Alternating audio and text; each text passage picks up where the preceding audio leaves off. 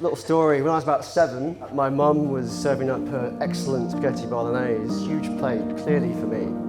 Dad took it upon himself to take it from me, and we ended up in this tug of war. You know, I was only about 7 years old or so, and the plate of bolognese spilled all over my lap and gave me blisters and burnt me. And it's really unpleasant, and you know, this kind of experience when you're young can really shape who you are as an adult. It's quite traumatic. If you speak to any good therapist, they'll say what happens early on in life affects you later on. So no surprises that when I proposed to Rhiannon, I proposed with a plate of bolognese on the ring. I don't know what Freud would say about that, but that's quite telling. That's a genuine thing, so thank you, Dad, for making me weird. He's written me a journal of things that we've done together. Wow. Like, over the time that we've been together. How has he done that without you knowing? No, he didn't tell me. 17th of March 2014, St Patrick's Day is where you met.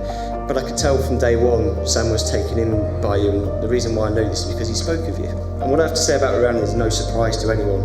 Much like Sam, she's very thoughtful. This thoughtfulness is just one trait of yours which has been evident since I met you. And aside from this, I find Rhiannon engaging. She's one of those rare people you meet and you feel like you've known her forever. She's easy to talk to, she's great fun to be around, and like Sam, she's also empathetic.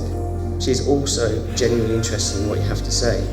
Rhiannon is an extraordinary woman, resilient and fun-loving. If anyone had told me Sam would find a woman who loves great food and fine wine, travelling to exotic places and discussing the trance music scene, I wouldn't have believed them. Yet here she is. You two are going to have quite a life together. Rhiannon, I'm so immensely pleased you found each other. Making this man happy makes me happy, and I'm looking forward to many more wonky nights on the red wine round at Shea Hallam, and one day hopefully a mini home to entertain. My reading is taken from the book Big Questions from Little People, in which children pose profound questions of the artists, the scientists and the thinkers of our time. And in this extract, the author, Jeanette Winterson, is asked that truly big question by a little person: how do we fall in love? And this is her reply: you don't fall in love like you fall in a hole, you fall like falling through space. It's like you jump off your own private planet to visit someone else's planet. And then when you get there, it all looks different. The colors are different, the people are different, everything's brighter.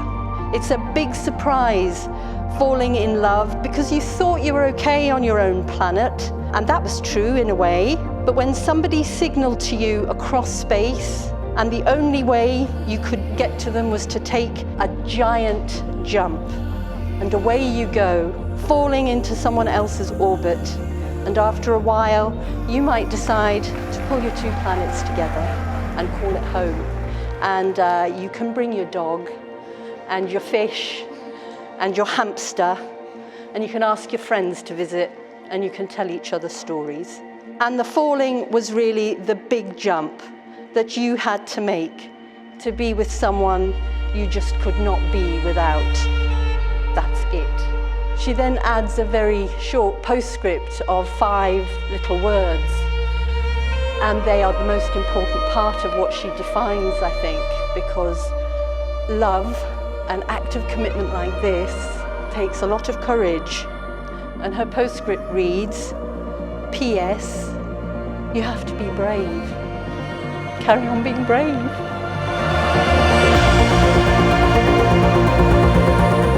Sometimes two people just belong together. Sometimes it simply makes sense.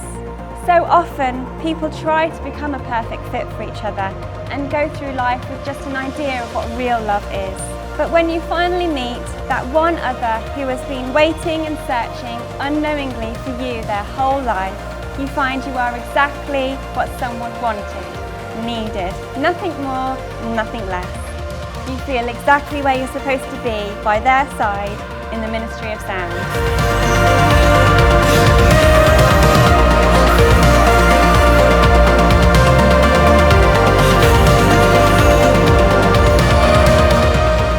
Rhiannon, I promise, as your constant friend and companion on our life's adventure, to accept and to love you unconditionally, to always care and look after you.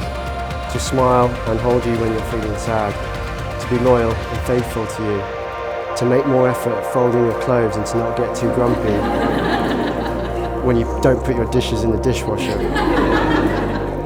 to give you the freedom to be the person you want to be, and to hug and kiss you every day for the rest of our lives.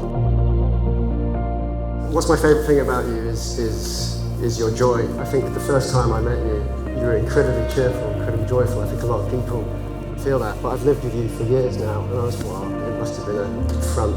But she genuinely is one of the most cheerful, joyful human beings I've ever met. Yeah, I feel really lucky. I love you.